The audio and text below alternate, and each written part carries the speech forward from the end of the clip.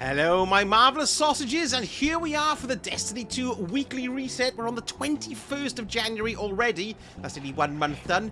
And we've got loads of goodies this week. We'll have a look through all our normal stuff, including the Eververse and what we've got for the resets for your rotators. But we've got a new quest starting this week. So what you want to do is come here to old Drifty Poos. Hello there. So if we come and see Drifter here, you can see we've got the packed lunch new quest. We've got one of 3 steps. Complete bento boxes with the Drifter as you fight tactical battles for the city. Bento box quests are obtained from the Drifter in the tower. Now, we've got to complete 5 bento box completions, but there's a few interesting things here. First of all, the reward for this is the Chatter White shader, which is interesting. But additional there, because people thinking it's been called past his prologue. But that looks like that quest is going to come a little bit further on, because at the bottom there, we've got additional past his prologue quests will unlock next week, or can be obtained from Xur this weekend. So Xur is going to be offering up a few more interesting things this weekend, so let's pick that up and see what happens. So once you've accepted the quest, we've got a new limited time event there, past his prologue tasks.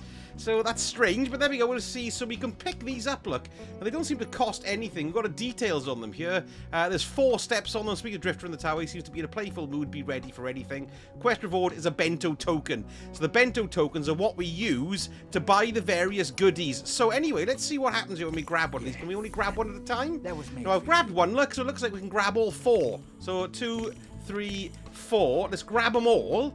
Speak to Drifter in the tower. He seems to be in a playful mood. Be ready for anything. Right. Oh, so I've done it with all 4 of these. Look, so you don't have to. I suppose it might be less confusing if you just picked up one at a time. But I've picked up all 4. So for this first one, Nightmare Lunch, we're going to drop off a packed meal to Eris, which is interesting. There we go. We've got to go and see Eris there. Complete activities on the moon and bonus progress for Nightmare Hunts. So it's moon activities for that one.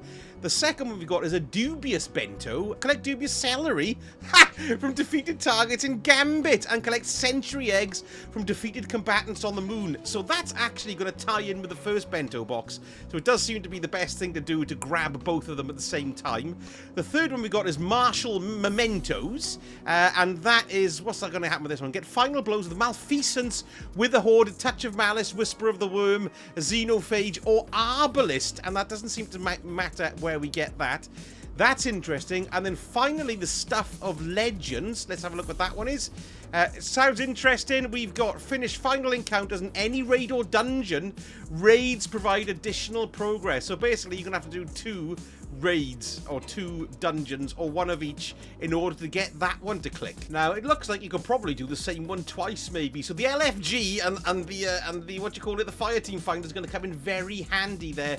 That's probably the most difficult one, but that gets you 2 bento tokens, the Stuff of Legends. The martial mementos, that's going to get you 1 bento token, so that's final blows of your malfeasance with the horde, touch of malice, whisper of the worm or xenophage. They're all moon related, it looks like, doesn't it? Nightmare lunch, complete activities on the moon, that's 1 bento token. Bento tokens as well for the dubious celery collected and the century eggs collect. Only 10 of those. It depends on the drop rate to see how difficult that is. And then packed lunch, bento box completion. So that's the final one there. So we do. Oh, look. So we've got 1, 2, 3, 4 there. So we've got to complete 5 bento box completions. So there must be some more coming at the end of the week. Perhaps that's what it means with the ones that are coming with Xur or carrying on next week. So there we go. So we've got something interesting there. So what I'm going to do is I'm going to do a separate video on these to see if there's a fastest, most efficient way to farm them all, and I'll pop that out as soon as I've completed it and got extra news for you. Yes. Now, Drifter issues the actual quests, but Eris is where you come to cash in your bento tokens. So come to the moon, speak to Eris, and we'll go into details. Look, and you can see here all the rewards that we've got. Now, on our first track, we've got these are all 1 bento token each. You can have 2 Ascendant Alloys, 2 Ascendant Shards, 2 Exotic Ciphers. This is reasonably interesting. Spoils of Conquest as well. But I gotta be honest with you, unless you've got absolutely everything else, I don't see much point in getting these. But you may have, but generally I don't think people will be coming for these. Next, then we've got mementos, which is quite a nice way to come and get these mementos. And there's a couple here that I've never seen before. So I've got a Gambit one, I've got a Nightfall memento there. These are 1 bento token each. There's an Iron Banner memento there. That's interesting. I've got Lost memento Memento, Dawning Memento, Games Memento, and that final one, Solstice Memento. I didn't really participate, so I didn't really get that. So that's quite interesting if you like your Memento shaders. Then down here we have Artifice armor. I've currently got my Titan at the moment, so it's going to be quite interesting to see how these pan out in regard to stats. But it looks like they're specific here. 20 resilience there. Look, that's quite nice. 16 discipline. So that's a nice set of arms there for the Titan. Let's have a little look as well. Yes, you can see what you're getting by the looks of things, but these will cost 2 Bento tokens to do. The Biosphere Explorer mark there. The helmet's got a 64. That's not looking too great. And then you've got the Biosphere Greaves, that's 64 as well. But remember, with the Artifice armor, what that means is that you've got an extra slot to stick in an extra stat mod. So discipline, intellect, or mobility, or for the bottom 3, recovery, resilience, or your strength. So you do get an extra boost on those. Particularly, look, you can see there with the resilience. That's really good. Really, really good with sticking the resilience in there. So there's some nice pieces here, and this is probably the best place you're going to get, or the easiest place you're going to get some Adept armor without having to run dungeons on master difficulty when they come around on the rotator. And then on the final page, we've got the weapons that we get. Now, Cloud Strike drops naturally from the Empire hunts in the Beyond Light, but I have heard it's a bit of a git for it to get it to drop, because I got mine ages ago when Beyond Light came out, but I believe I've still got people who come to the channel and play on the channel, including a couple of my mods who don't have it. So it could be because it's a bit of a git to get. So that's quite interesting. 3 Bento tokens for these. What you really want to be looking at here are the Adepts. Look, so you've got a Cataphract GL3 Adept.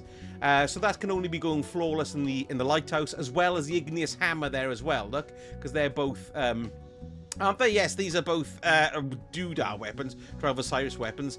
The Riptide here, it's not an Adept, and you can kind of roll different things from Shaxipoo, so I don't know if that's really worth it. But you do have a Horror's Least there, Pulse, which is Adept, which can only be acquired from the raid. So, but that's only 1 Bento token for that one, maybe because it's older. 1 Bento, 1 there, 1 there. Oh, and that's 3 for the exotic. So, it's quite interesting to see the rewards, but I wouldn't really recommend getting anything other than the Adepts here, if that's what you want. But remember, I believe we only have, I believe it's 8 tokens in total that we can earn throughout. So it'll be interesting to see what I'm going to spend mine on. It's kind of like Riven's Wish from last year. So this week we've got, or the last 2 weeks really, we've got something very interesting happening, and that's pretty cool. I think I'm going to be partaking of this to get a few goodies ready for Heresy. Lovely. So there we go. Now let's carry on with what we've got. We've got the second week of Iron Banana, which is a little bit controversial this time, because basically for your second rank reward, if you haven't reset your track yet, you can get the God Roll of the Tenacious Mastery, which has cheesed quite a lot of people off. I did a video of that on the weekend, and I didn't realise it's not very happy folks about that, because loads of people have you know, farmed for it, you see, and put hours into the game, so they kind of feel like their time has been disrespected a little bit there. But there we go. So if you haven't got that second rank reward, I can't get it now, because if you've passed it, you see, you can't go back to get it, and I'm on Prestige 1. So make sure you pick up that Tenacious Mastery if you haven't. It's only going to take you a couple of games of Iron Banana, and it's a good rocket sidearm. And it's Stasis as well. Excellent. And let's have a look at Ada the Shader. What she got? She's got the Genotype Null 0. I read that right then. 10,000 glimmer for these, by the way. Quite a nice looking shader set. Oh, that goes quite nice on my Titan there. I like that one. I've got it, of course. I got the Mad Monk, which is very good. It's a dusty, goldy, browny kind of colour, which is a nice subdued one. And then we got Dead Orbit's Fate as well. Let's have a look at that one. Oh, that's a good one too. You see, even though it's a really old shader, it's a cracker. I like that one. Yes, good, good. And here we are. Let's have a look at what we got activity-wise with our Vanguard plops. We've got a Brawler, Void Surge, and a Strand Surge. And we've got a Void Threat in there as well. That's your standard Vanguard ops. Your Nightfall is the Liminality this week in the Pale Heart. That's quite nice. And we've got Overcharge, of course. We've got an Overcharge of Machine Guns, and an Arc Surge and a Void Surge.